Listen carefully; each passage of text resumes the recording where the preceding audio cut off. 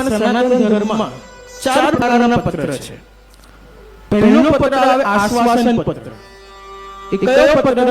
જ્યારે પ્રભુએ ઉદ્ધવજીને લખીને આપ્યું હતું કે આ પત્ર આપ બધા જ વ્રજભક્તો સમસ્ત ગોપીજનોમાં આ પત્ર પહોંચાવજો અને કહેજો કે હું બી એમને એટલો જ યાદ કરી રહ્યો છું જેટલા ગોપીઓ અને વ્રજભક્તો મને યાદ કરે છે. અને જેમ સમય આવશે એમ બધા જ ગોપીજનો બધા જ વ્રજભક્તોને હું મારા શરણે લઈશ અને પોતે ઘરે ઘરે હર વ્રજભક્તોને મળવા આવીશ. આ આશ્વાસન પત્ર થયું. પછી આવે વિનંતી પત્ર. તો વિનંતી પત્ર શું? જેમાં દ્રૌપદીએ પ્રભુને પત્ર લખ્યો અને શું કહ્યું કે હું પ્રભુ આપને વિનંતી કરું છું કે હું જેવી છું એવી છું, બસ આપ મને સ્વીકાર કરજો. આપના સિવાય મારું આ જગતમાં કોઈ નથી.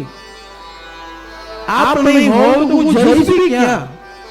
એવું પ્રભુને વિનંતી કરે છે.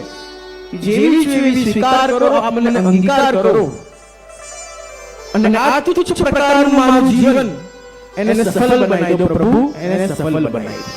આ વિનંતી પત્ર થયો. ત્રીજો વિજ્ઞપ્તિ પત્ર. એક કયો પત્ર? જેમાં કૃષ્ણદાસ અધિકારી એટલે વિશુદ્ધ પુષ્ટિમાર્ગી આ પત્ર છે. કૃષ્ણદાસ અધિકારીએ શ્રી ગુસાઈજીને 6 માસ માટે વિયોગ કરાવ્યો અને સેવામાં આવવા માટે બંધન કરાવ્યું.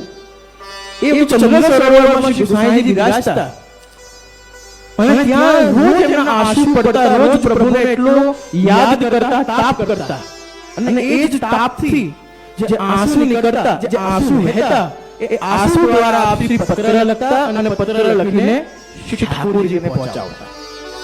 એ તાપનો એ વિહાત્મક પત્ર એને વિજ્ઞપ્તિ પત્ર કહેવાય. શ્રી ગુસાઈજી અને ઠાકોરજીનો એવો સંબંધ, એવો અલૌકિક સંબંધ અને બંધન છે કે ઘણી એવી પુષ્ટિમાર્ગની રીત છે જે શ્રી ગુસાઈજી જ્યારે ભૂતલ પર પધાર્યા એના પછી એ રીતો ચાલુ થઈ છે. જેમ પહેલી રીત આપણે કહું કે જ્યારે પ્રભુ પાન ખાતા ને તો પાનની જે શીખ હોતી ને એ પાનના ઉપર શ્રી ગુસાઈજીને જવાબ આપવા માટે પાન ઉપર શ્લોક લખીને પાનની પીક લગાવીને શ્રી ગુસાઈજીને પધરાવતા. જેમ ગુસાઈજી એ પાનને ખોલે તો એના અંદર પ્રભુનો જવાબ હોય, પ્રભુએ એક શ્લોક લખ્યો હોય, જલમાં ડોળે અને પછી અડોગી જાય. એ જ વ્યવસ્થિત હર વખતે રાજભોગમાં આરતી પછી પાન પધરાવવામાં આવે છે કે શાયદ પ્રભુએ આપણને એક જવાબ લખીને આપ્યો હોય. એવી રીતના આ સુંદર રીત શ્રી ગુસાઈજી અને ઠાકોરજીના અલૌકિક પ્રેમે આવી પુષ્ટિમાર્ગની વૈદિક રીતોની શરૂઆત કરી. હવે ચોથો જે અત્યારે જે આપણે જેનો વાંચન કરી રહ્યા છીએ એ એટલે શિક્ષાપત્ર. આ ચાર પ્રકારના એવા પત્ર છે જે ખાલી પુષ્ટિ વિશુદ્ધ પુષ્ટિમાર્ગી જીવને નહીં, પણ અગર આ પત્રનું વાંચન તમે સનાતની હો કે તમે વૈષ્ણવ હો, મને ચાર પત્રનું વાંચન કરો તો અડધો જીવન તો તમારો ત્યાં સફળ થઈ જાય.